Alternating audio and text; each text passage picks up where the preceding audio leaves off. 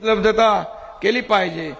मी देखील सरकारमध्ये आहे, काळजी करू नका। उपमुख्यमंत्री आहे मी मुख्यमंत्री राहिलेलो आहे आणि त्यामुळे चिंता करू नका, निधीसाठी काळजी करू नका।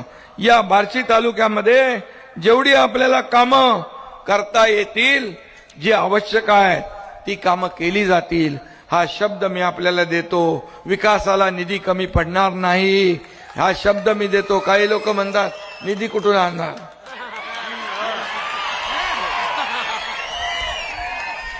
अरे हा एकनाथ शिंदे पण सरकारमध्ये आहे। आणि त्यामुळे आपल्याला मी एवढंच सांगतो, विकास कामांमध्ये कुठेही डावं उजवं आम्ही करत नाही। साठी उद्योग रोजगार इकडे काय एमआयडीसी कुठं आहे का नाही? अरे कुठं करायची जागा जमा करा, लगेच द्यायला लावतो मी। उदय सामंत यांना मी तत्काळ सांगतो, तुम्ही तयारी तुमची करा। उद्योग आणायचा, एमआयडीसी स्थापन करायचं काम एकनाथ शिंदे करेल, हा शब्द माझा आहे। कामाला लोकांच्या हाताला रोजगार पाहिजे, तरुणाच्या हाताला रोजगार पाहिजे। या बार्शीतला या वैराग मधला तरुण नोकरीसाठी मुंबई ठाणा पुणे इकडे जाता कामा नये, त्याला इथंच रोजगार मिळाला पाहिजे, ही भूमिका सरकारची आहे। आणि म्हणून मी आपल्याला एवढंच सांगतोय की आता सोपल साहेब आणि आम्ही आता सोबत आहोत, एकत्र आहोत। आणि वैराग नगरपंचायत दत्तक घ्यायचे, नगरपंचायत तर लगेच घेतो, कारण नगरपंचायत जी आहे या ठिकाणी ती नगरविकासकडे येते, बरोबर ना? आता नगरविकासासाठी तुम्हाला काय काय किती पैसे पाहिजे सांगा। मी आता तिकडे आचारसंहिता नाही आहे, तिकडे आचारसंहिता नाही। तुम्हाला सांगा, महत्वाची क्रमांकाप्रमाणे नावं सांगा, कामं सांगा, आणि ती कामं या ठिकाणी एकनाथ शिंदे केल्याशिवाय राहणार नाही, हा शब्द मी आपल्याला देतो। तुम्ही काय काढले? नगराध्यक्षांनी दिलंय हायमास, रस्ते, गटारी 20 कोटी, वैकुंठ स्मशानभूमी 5 कोटी, सीसीटीव्ही 2 कोटी, नगरपंचायत नवीन इमारत बांधकाम 7 कोटी। काय इमारत नाही आहे मग बसता कुठं?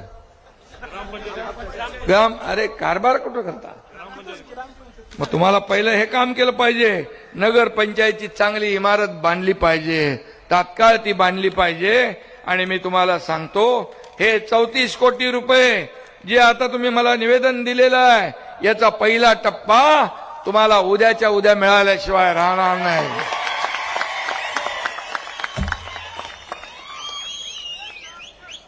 No reason on the spot decision. अरे करतो बघतो पाहतो वाला धंदा नाही आपल्याकडे। एकनाथ शिंदेने 450 कोटी रुपये मुख्यमंत्री सहायता निधीमधून दिले, 450 कोटी, 70 ते 80 हजार लोकांचे जीव वाचवले। हे पैसे कोणाचे आहेत? हे जनतेचे पैसे आहेत, हे आमचे नाही। आम्ही मालक नाही, आम्ही सेवक आहोत, तुम्ही मालक आहात। कारण कुणाला बसवायचं, कुणाला वर उचलायचं आणि कुणाला आपटायचं ते तुम्ही ठरवता। त्यामुळे काही लोक मालक बनतात, पण मालक जनता आहे। आणि म्हणून मी मुख्यमंत्री असतानाही कार्यकर्ता म्हणून काम केलेलं आहे, त्याचा मला अभिमान आहे।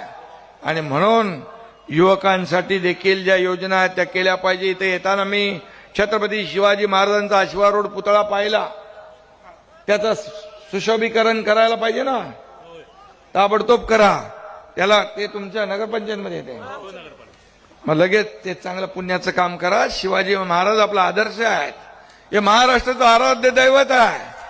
ताबडतोब त्याला जे काही स्मारकाला लागतंय सुशोभीकरणाला किती पैसे लागतात? तुम्हाला ताबडतोब सुशोभीकरणासाठी स्मारकाच्या ताबडतोब जे लागणार आहेत 5 कोटी लागतील, जेवढे काय लागतील ते ताबडतोब दिले जातील। आणि त्याची ऑर्डर पण आता मी तुम्हाला सांगतो, तिकडे आचारसंहिता नाही आहे। मी मुंबईत पोहोचायच्या अगोदर तुमच्या व्हॉट्सअपवर त्याचा ऑर्डर येईल.